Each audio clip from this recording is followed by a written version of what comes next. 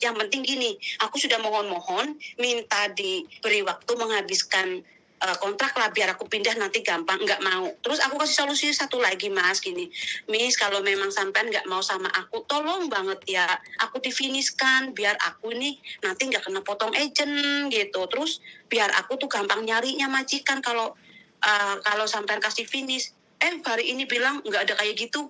Terus aku kasih notis 1 bulan. Loh, aku kan nenek meninggal kerja 3 tahun lagi. Kok malah aku diinterminate gitu loh. Terus saya mau nanya sama sampean, hak-haknya aku apa aja gitu loh. Oke, oke, oke. Berarti cuma tiket satu jalan, 1 kali jalan dia sudah ngomong dengan duitku kerja di sini 1 bulan. Ya ini, apalagi ada utang aku. Terus kalau aku pulang aku nggak ada sesen pun. Aku bilang ini orang nggak ada hati banget kasih. Kalau nggak 9 bulan pun ngasih peluang sama aku. Tiga bulan kayak sekurang-kurang aku cuti ke Indonesia.